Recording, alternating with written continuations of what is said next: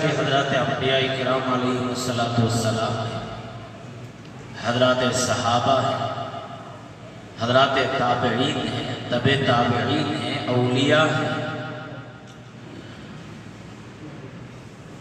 اب اگر کام برا تھا، اعمال برے تھے، اخلاق برے تھے، تو نام بھی برائی کے ساتھ لیا جائے گا.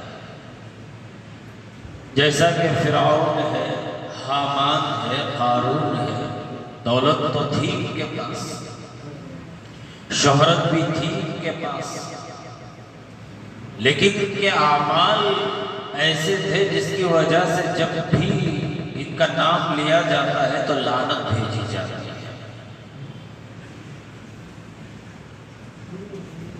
ایک انسان کے خود کے اعمال کی وجہ سے اس کا نام باقی رہے گا. اچھے اعمال ہیں تو اچھائی کے ساتھ باقی رہے گا، برے اعمال ہیں تو برائی کے ساتھ باقی رہے گا. اور دوسرا، اولاد کی وجہ سے انسان کا نام باقی رہے گا. ان میں بھی دو طرح کے ہیں. اگر اولاد با اخلاق ہے، اگر اولاد کو علم و ادب سکھایا ہے، تو جب بھی اولاد کی طرف نظر اٹھے گی، بچوں کی طرف نظر اٹھے گی، بچوں کے کاموں کو دیکھا جائے گا تو کہا جائے گا یہ فلاں ابن فلاں کا بچہ ہے، یہ فلاں ابن فلاں ہے، یہ فلاں کا بچہ ہے. اگر اچھا ہے جو اتنے اچھے کام کر رہا ہے، برائی کا کرتا ہے تو کہا جائے گا فلاں کا بچہ ہے، اتنا برا ہے.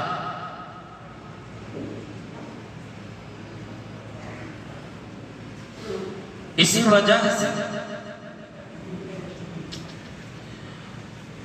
رسول اللہ صلی اللہ علیہ وآلہ وسلم نے ارشاد فرمایا کہ آدمی جب مر جاتا ہے تو اس کے اعمال کا دفتر بند، کلوز. مرنے کے بعد کوئی اس کا عمل ہے نہیں. اب کوئی ثواب کا اس کے لیے کوئی انتظام نہیں. ہاں اگر اسے ثواب ملے گا مرنے کے بعد بھی تو ایک نیک اولاد کی وجہ سے ملے گا. اولاد نیک رہے گی، بچے نیک رہیں گے، بچوں کو ماں باپ نے نیک بنا کر چھوڑا ہے، وہ نمازیں پڑھیں گے، دعائیں کریں گے، اور جب بھی ہاتھ اٹھائیں گے ماں باپ کو دعا کیے بغیر ہاتھ نیچے چھوڑیں گے نہیں. رب ارحمہما کما ربیانی صغیرا.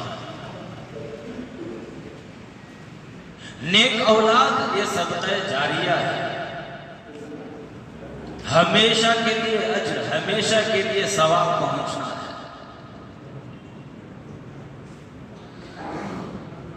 اسی وجہ سے متعدد احادیث میں نبی اکرم صلی اللہ علیہ وآلہ وسلم نے یہ تاکید فرمائی ہے کہ دیکھو، من حق الولد علی الوالد ثلاثۃ اشیاء، بچوں کے جو حقوق ہیں باپ کے ذمہ، ان میں سے بنیادی 3 حقوق ہیں. ایک ان یحسن اسمہ، کہ بچے کا نام اچھا رکھے. اس پر میں نے تفصیل سے بات کی ہے گزشتہ 2 جمعہ سے. ایک حدیث میں رسول اللہ صلی اللہ علیہ وآلہ وسلم ارشاد فرماتے ہیں انکم تدعون یوم القیامت باسمائکم واسماء آبائکم فاحسنوا اسماءکم. قیامت کے دن تمہیں بلایا جائے گا تمہارے ناموں سے، تمہارے باپ کے نام سے سے بلایا جائے گا، لہذا اپنے نام اچھے رکھا کرو، ایسے نام رکھو جن کا معنی بھی اچھا ہو، جن کا مطلب بھی اچھا ہو، اس لیے کہ نام کا اثر بچے پر پڑتا ہے، فیشن نہیں۔ فیشن کے طور پر جو نام رکھے جاتے ہیں ایسا نہیں۔ میں نے احادیث بھی سنایا تھا کہ اللہ کو سب سے پسند اگر نام ہے تو عبداللہ ہے، اور پھر ایک حدیث میں اللہ تبارک و تعالی نے ارشاد فرمایا کہ میری عزت کی قسم، میرے جلال کی قسم، کہ میرے بندوں میں سے جس کا نام میرے نبی کے نام کے ساتھ ہوگا میں اسے عذاب میں مبتلا نہیں کروں گا۔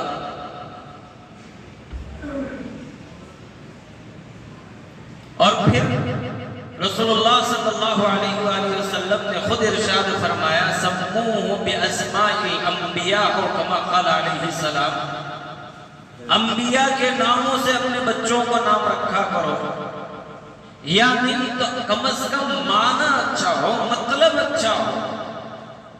یہ باپ کے ذمے ہے، باپ کی ذمہ داری ہے، مزاح کی بات نہیں ہے، فیشن کی بات نہیں ہے، ذمہ داری ہے۔ بچے کے حقوق میں سے پہلا حق یہ ہے کہ جہاں اسے اذان دینے کا حکم دیا گیا وہیں اسے اچھا نام رکھنے کا بھی حکم دیا گیا، لیکن معاشرہ ہمارا اللہ اکبر اتنا دین سے دور ہے، یا دین سے دور کہیں یا دین سے بیزار کہیں، نعوذ باللہ، بات سمجھ میں نہیں آتا۔ آپ حضرات کو مشاہدہ ہوا ہوگا، آپ نے دیکھا ہوگا کہ آج کل ہمارے بچوں کے جو نام رکھے جاتے ہیں یا تو فلم کے اوپر رکھے جاتے ہیں، یا تو فلم میں کسی کا نام ہو تو اس کے نام سے موسوم کیا جاتا ہے۔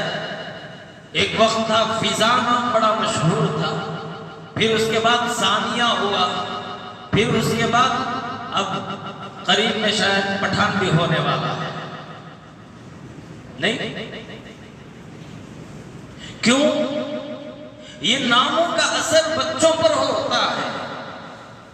اگر ہم حالات کا مشاہدہ کریں تو ہمیں معلوم ہوگا کہیں مسجد اقصی کی بے حرمتی کی جا رہی ہے، کہیں مسلمانوں پر ظلم و ستم کے پہاڑ توڑے جا رہے ہیں، کہیں قرآن کی بے حرمتی کی جا رہی ہے، لیکن ہمارے یہاں کیا ہوا؟ مسلمان پٹھان کو ہٹ کرانے میں مصروف تھے، نہیں تھے؟ کون بھی بولے اسے بوائیکاٹ کرو، مسلمان نہیں، اسے ہٹ کرانا، سپر ہٹ کرانا، نہیں کرے مسلمان۔ ہمارے نوجوانوں نے نہیں کیا یہ۔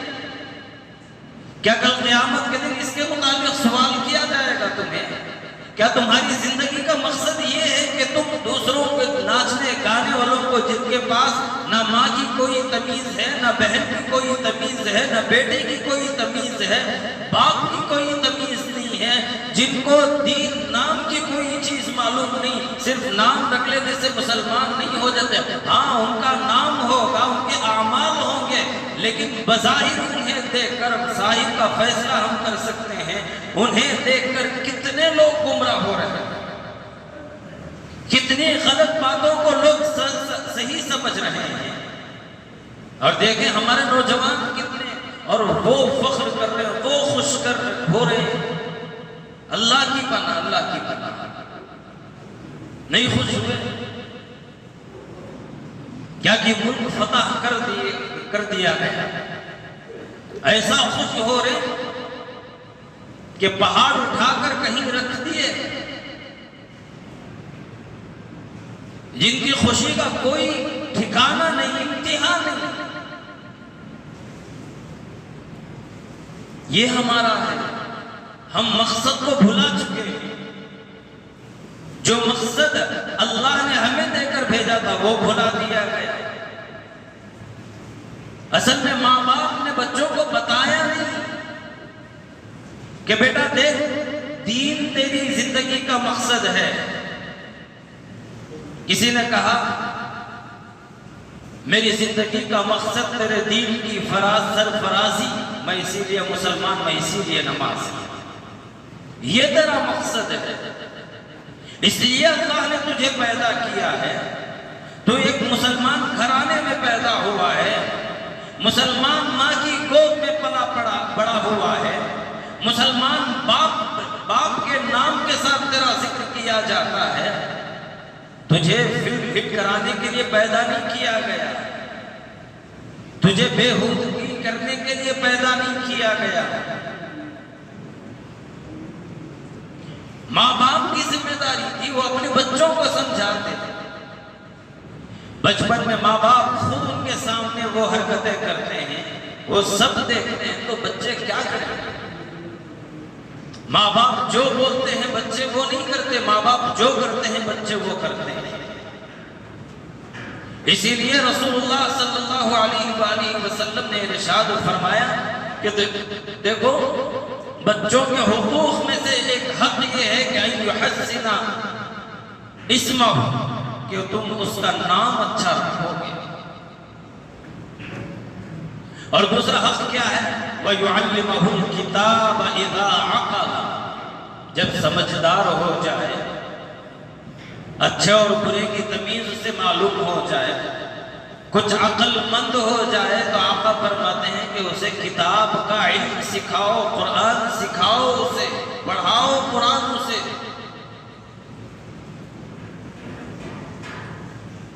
آج ہمارے معاشرے میں ماں باپ خوش ہیں، کیا بچہ نرسری کو جا رہا، آپ ایسی ڈانس کرتا ہے، اسکول میں سکھاتا ہے، خوش ماں باپ، سب کے سامنے کر کو دکھا بیٹھے، ڈانس بھی سکھاتی وہ اسکول میں. یہ ماں باپ کا کوئی گلہ نہیں کر سکتے اپنے بچوں پر، اپنے بچوں کی کوئی شکایت کرنے کا انہیں حق نہیں ہے.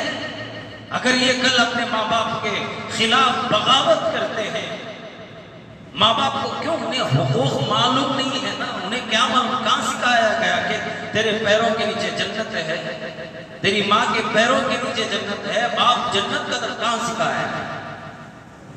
اسے تو وہ اسٹیپس کیسے رکھنا ہے، ہاتھ کس طرح ہلانا ہے، کپڑے کس طرح پہننے ہیں، بےہودہ کس طرح دکھنا ہے، یہ سکھایا گیا ہے. اب جب وہ سکھایا گیا تو وہ بڑا ہو کر کے ماں باپ کی خدمت کرے گا. ماں باپ کو کوئی حق نہیں ہوگا بچوں کی شکایت، کوئی حق نہیں.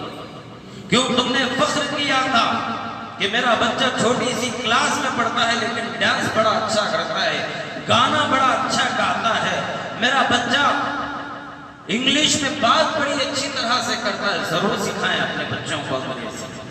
عالمی زبان ہے فی الوقت، یہ ریاستی زبان اپنے بچوں کو سکھائیں، لیکن اپنی تہذیب سے ہٹنے نہ دیں اپنے بچوں کو. کیا تہذیب ہے؟ کیا دین ہے تمہارا؟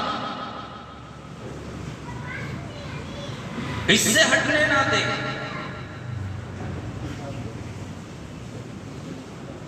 وَيُعَلِّمَهُ الْكِتَابَ، کتاب کا علم سکھائیں، ان کی تربیت کریں. سب سے بڑا زیور ماں باپ کی طرف سے، سب سے بڑا زیور اگر بچوں کو ملتا ہے تو وہ ہے تربیت، تعلیم. اگر تعلیم صحیح نہیں، تربیت صحیح نہیں، وبال جان بن جاتی ہے. یہ اولاد وبال جان بن جاتی ہے. خدا کا خوف نہیں سکھایا بچوں کو، نماز کس طرح پڑھا جاتا ہے نہیں سکھایا بچوں کو. بڑوں کو پڑھنے نہیں آتا، بچوں کو کیا سکھایا؟ ایک عورت کا واقعہ لکھا گیا ہے کتابوں میں، جس کے دو بیٹے تھے. ایک کا نام تھا محمد اور ایک کا نام تھا احمد.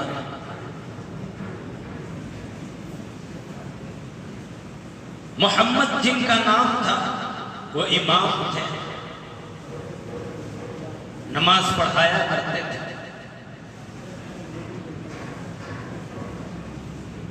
علم سے بڑا ان کا گہرا تعلق تھا، ہمیشہ کتابوں میں لگا رہتے تھے، مسائل کے استنباط اور مسائل کے استخراج میں لگے رہتے تھے. عالم تھے، اور دوسرے جو تھے ان کو ذکر میں بڑا شوق تھا، ہمیشہ اللہ کے ذکر میں مصروف رہا کرتے تھے، ہمیشہ تنہائی میں بیٹھ کر اللہ کے ذکر میں مصروف رہتے تھے، ہمیشہ ان کا معمول تھا۔ اور یہاں تک کہ وہ ان کا ایک کمرہ تھا، اسی کمرے میں نماز بھی پڑھ لیتے تھے، اسی کمرے میں ان کا ذکر وغیرہ ہوتا تھا۔ اب لوگوں نے اعتراض کیا امام صاحب سے، جن کا نام محمد ہے، کہ حضرت آپ کے بھائی جو احمد ہیں وہ آپ کے پیچھے نماز نہیں پڑھتے، وہ کمرے میں نماز پڑھ لیتے ہیں، کیا قصہ؟ کیا ان کو جماعت سے نماز پڑھنا نہیں ہے؟ کیا ان کے لیے معاف ہے؟ کیا ان کو ثواب کی ضرورت نہیں ہے؟ جماعت کے ثواب کی ضرورت نہیں ہے؟ اعتراض۔ اب وہ جا کر والدہ سے کہنے لگے کہ اپنی جان،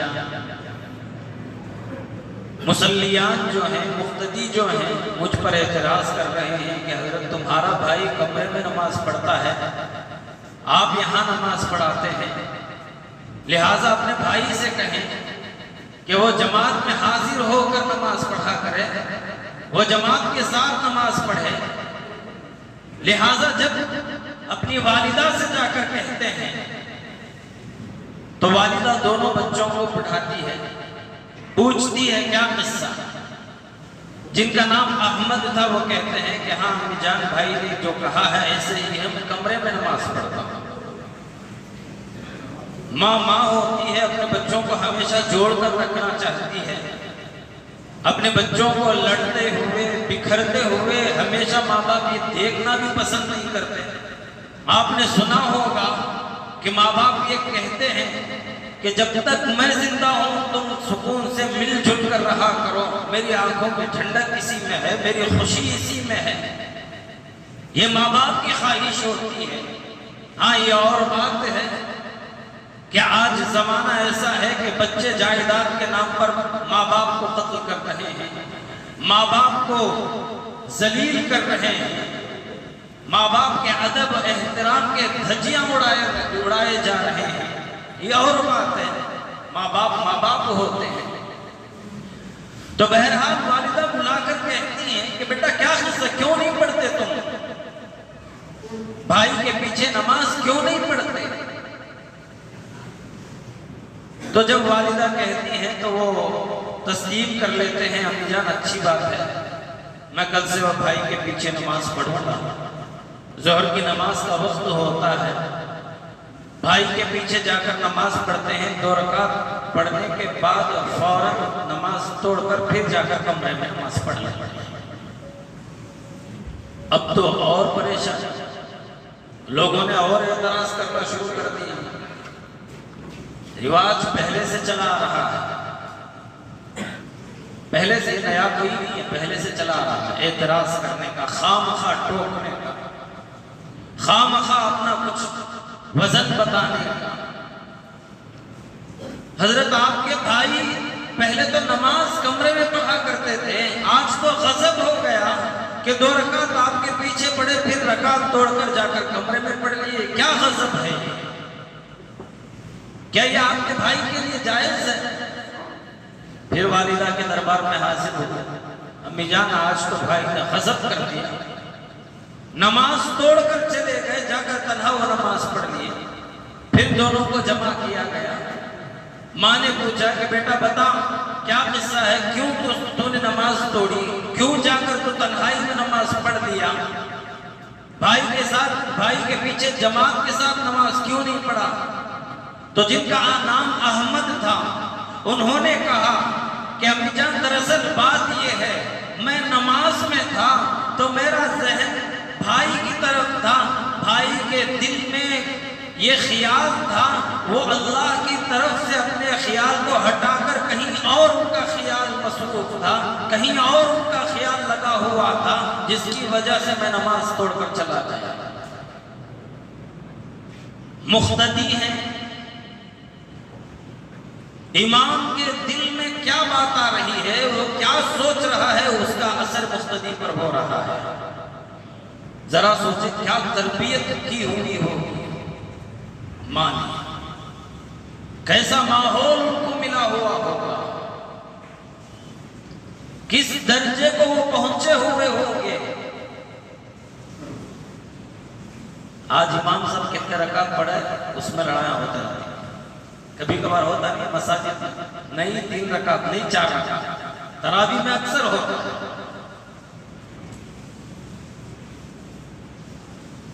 رکعت کتنے پڑھے وہ نہیں معلوم رہتے، تو بہرحال والدہ سے وہ کہتے ہیں 2 رکعت تک بھائی کا خیال برابر تھا، لیکن جیسے ہی 2 رکعت ختم ہوئے بھائی کا خیال کہیں اور مصروف ہو گیا، جس کی وجہ سے میں نماز توڑا جا کر کمرے میں پڑھ لیا۔ اب ماں بھائی سے پوچھتی ہے جن کا نام محمد ہے کہ بیٹا کیا یہ صحیح کہہ رہے ہیں؟ وہ کہتے ہیں ہاں جان، دراصل بات یہ تھی کہ ایک مسئلہ تھا جو مجھ سے حل ہو نہیں رہا تھا، جیسے ہی 2 رکعت ختم ہو گئی میری توجہ پھر اس مسئلے کی طرف چلی گئی، جس کی وجہ سے میرے بھائی نے نماز توڑ کر چلا گیا۔ مسئلہ دکان کا حساب نہیں، مسئلہ جو ایک طرح سے وہ بھی عبادت ہے، تفقہ فی الدین جسے کہا جاتا ہے، وہاں توجہ جاتی ہے، نماز توڑ کر چلے جاتے ہیں۔ اب والدہ کہتی ہے، سانس لمبی سانس لے کر کہتی ہے کہ میرے دونوں بچے کسی کام کے نہیں ہیں۔ اس مقام کو بچے پہنچے ہوئے ہیں، ایک بچہ نماز میں دینی مسئلے کی طرف توجہ جاتی ہے، اور دوسرا بچہ اپنے بھائی کی توجہ کہاں جا رہی ہے اسے بھانپ لیتا ہے۔ ایسے مقام پر پہنچے ہوئے بچوں کے بارے میں ماں کہتی ہے میرے بچے کسی کام کے نہیں ہیں، میری پوری تربیت بیکار گئی ہے۔ بچے پریشان ہو جاتے ہیں، اماں کیا قصہ، ہم نے کوئی برا کام تو نہیں کیا، ہم نے آپ کو بدنام تو نہیں کیا، کیا قصہ؟ ماں کہتی ہے کہ نماز میں اللہ کا خیال ہونا چاہیے تھا، ایک کا خیال کسی مسئلے کی طرف اور دوسرا اپنے بھائی کے دل میں جھانک رہا ہے کہ میرے بھائی کا خیال کہاں ہے، کسی کام کے نہیں ہیں میرے بچے۔ یہ تربیت تھی ماں باپ کی، یہ تربیت تھی، یہ فکر تھی ماں کی۔ ہمیشہ یہ فکر رہا کرتی تھی، جس کی وجہ سے اللہ تعالیٰ نے آج ہم جنہیں امام غزالی رحمت اللہ علیہ کے نام سے جانتے ہیں، وہی حضرت محمد جن کا نام ہے، وہی حضرت امام غزالی رحمت اللہ علیہ ہے۔ ایسے بچے اللہ نے دیے۔ قیامت کے دن یہ بچے اپنے ماں باپ کے لیے سرخ روح ہوں گے، اپنے ماں باپ کے لیے فخر کا سبب بنیں گے، ذریعہ بنیں گے۔ دنیا میں تو ہے ہی، اللہ کے یہاں بھی اللہ کے دربار میں ماں باپ کہیں گے بڑے فخر سے اللہ یہ میرے بچے ہیں۔ میں نے وہ حدیث آپ کے سامنے ذکر کی تھی، ماں جب یہ نیت کر لیتی ہے کہ میرے بچے کو میں جب وہ پیدا ہوگا تو اسے دین میں لگاؤں گی۔ حدیث میں رسول اللہ صلی اللہ علیہ وآلہ وسلم نے ارشاد فرمایا وہ بچہ زندگی کے جتنے سانس لے گا، جب تک زندہ رہے گا جتنی سانسیں وہ لے گا، ہر سانس کے بدلے اللہ تعالیٰ ماں کو وہ ثواب عطا فرماتا ہے۔ یہ اولاد کے حقوق ہیں، یہ اولاد کی تربیت ہے، یہ بہت ضروری ہے۔ رسول اللہ صلی اللہ علیہ وآلہ وسلم نے ارشاد فرمایا يُعَلِّمَهُ الْكِتَابَ إِذَا عَقَلَ، جب بچے کو عقل آ جائے، جب بچے کو اچھے اور برے کی تمیز معلوم ہونے لگے تو اسے کتاب قرآن کا علم سکھاؤ، توجہ دو۔ کیوں؟ قرآن کا علم تم سکھاؤ گے، خود بخود اس کے اندر تمہیں بچے کو اخلاق کا سبق دیا جائے، خود بخود بچہ اخلاق سیکھے گا، بچے کی تربیت ہوگی۔ توجہ یہاں ہونی چاہیے۔ اور پھر آگے رسول اللہ صلی اللہ علیہ وآلہ وسلم نے ارشاد فرمایا وَيُزَوِّجَهُ إِذَا أَدْرَكَ، جب بچہ نکاح کی عمر کو پہنچے تو اسے نکاح کر دیا جائے، اس کا نکاح کر دیا جائے۔ آج نکاح وقت پر نہ کرنے کی وجہ سے جتنی برائیاں ہو رہی ہیں اس کی کوئی انتہا نہیں، کبھی تعلیم کے نام پر، کبھی کمائی کے نام پر، کبھی بہنوں کی شادی کے نام پر نوجوان اپنے ماں باپ سے کھل کر کہہ دیتا ہے کبھی کبھار کہ مجھے نکاح کرنا ہے، ماں باپ تیار نہیں ہوتے، حالانکہ پورے اسباب ہوتے ہیں، پورے اسباب مہیا ہوتے ہیں، اس کے باوجود ماں باپ بہانے بنا رہے ہوتے ہیں، بہن کی شادی کرانی، شادی کر لگا نہیں ہو رہا آج ہمارے معاشرے۔ ان ماں باپ کے بارے میں بھی کہا گیا کہ اگر وہ بچہ کوئی گناہ کرے گا تو اس کا وبال ماں باپ کو پہنچے گا۔ زنا جو آج عام ہو رہا ہے، ہر طرف محبت، عشق، اب ویلنٹائن ڈے آنے، ویلنٹائنس ڈے کچھ ہے نا وہ آنے والا ہے، دیکھنے کا رہا تھا کیا اسٹیٹس، کیا پیغام، کیا تیاریاں، یہ خوشی نہیں ہے، یہ سب زنا کی تیاریاں ہو رہی ہیں۔ یہ یہودیوں کا ایجاد کیا ہوا ہے جس میں زنا کی دعوت دی جا رہی ہے، جس میں زنا کو جائز قرار دیا جا رہا ہے، حالانکہ قرآن نے کیا کہا؟ وَلَا تَقْرَبُوا الزِّنَا، ارے زنا کرنا بہت دور کی بات، قریب بھی نہ جاؤ، قریب بھی نہ جاؤ۔ آج یہ موبائل کی نحوست کی وجہ سے چھوٹے چھوٹے لڑکے، 16-17 سال کے لڑکے اس میں مبتلا ہیں، لڑکیوں سے باتیں کر رہے ہوتے ہیں، اور ہماری بچیاں جو ماں باپ کی عزت ہوتی ہیں، ماں باپ کی توجہ، گزشتہ جمعہ میں نے عرض کیا تھا ہرگز اپنے بچوں کو کمرے میں فون استعمال کرنے کی اجازت نہ دیں، کمرے میں وہ تباہ ہو رہے ہیں، ماں باپ سمجھ نہیں بچہ گیم کھیل رہا، بچہ کارٹون دیکھ رہا ہے، فلان دیکھ رہا ہے، ماں باپ یہ حسن ذن رکھے ہوئے ہیں، وہاں بچہ تباہ ہو رہا ہوتا ہے، بچی تباہ ہو رہی ہوتی ہے۔ اپنے بچوں پر نگرانی رکھیں، دیکھیں بچے کیا کر رہے ہیں، کہاں جا رہے ہیں، کیا کر رہے ہیں، کس سے مل رہے ہیں، کس سے بات کر رہے ہیں۔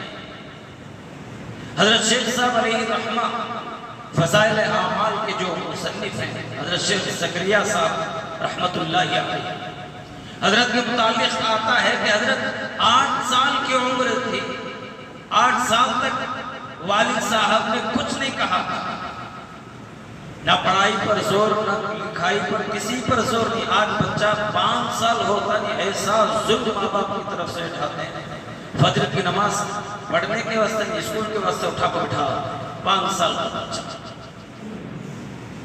اس کے قول دماغ پر اتنا زور ڈالتے تعلیم کا، اللہ حفاظت، ظلم ہے یہ بچے پر۔ وہ پڑھنے کی عمر نہیں ہے، وہ بچپنا ہے، اسے کھیلنے کی عمر ہے۔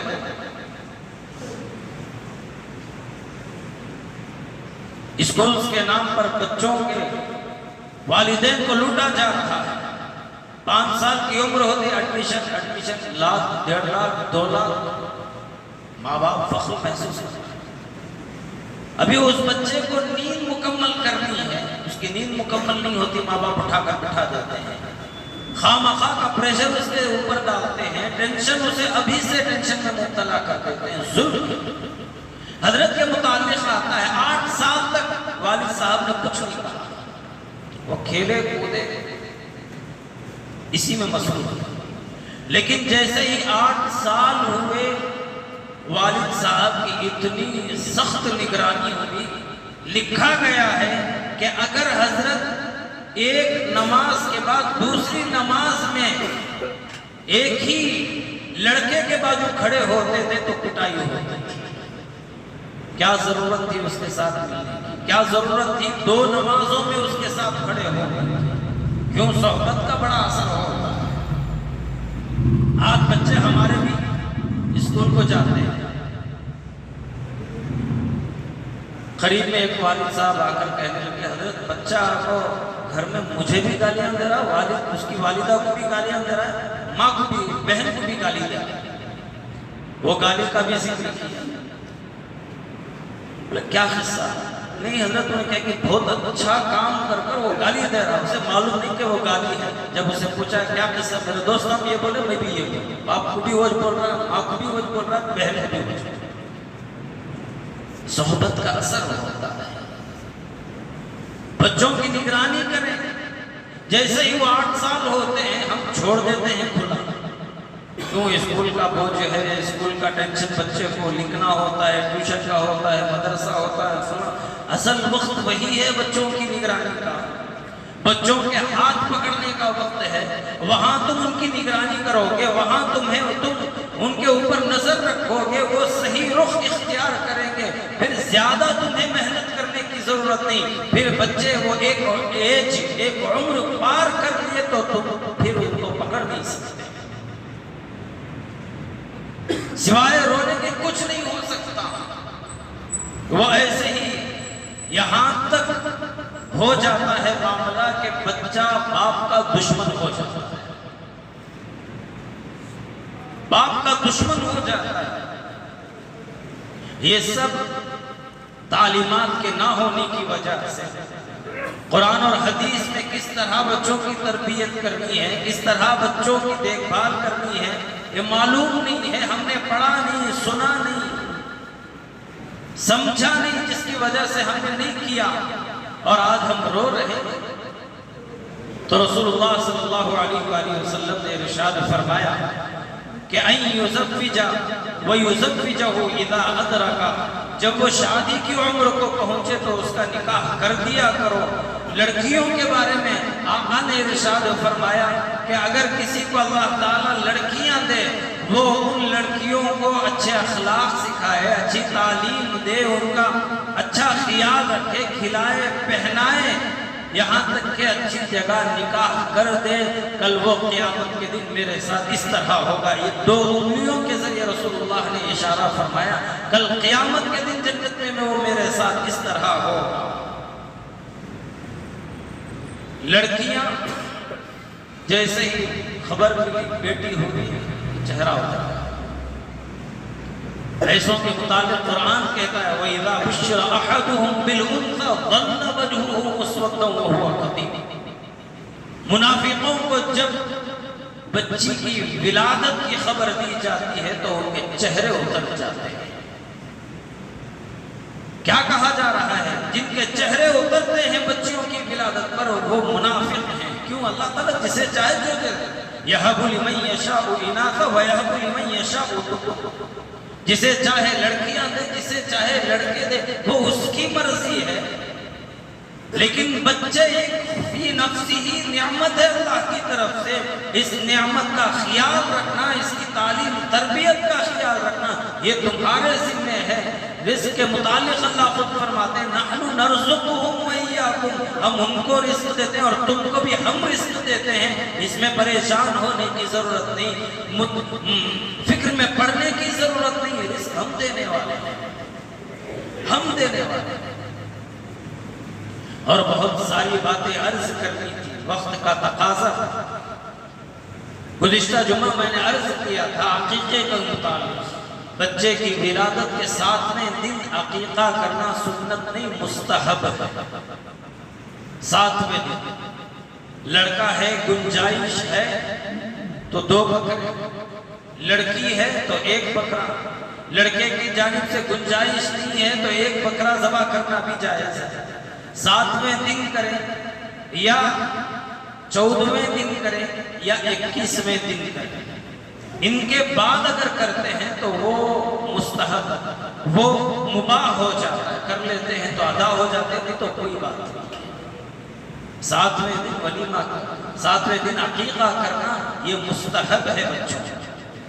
اب عقیقے میں کیا کرنا؟ بچوں کے بال منڈواتے ہیں، پھر اس کے بعد بچوں کے نام پر جانور ذبح کرتے ہیں۔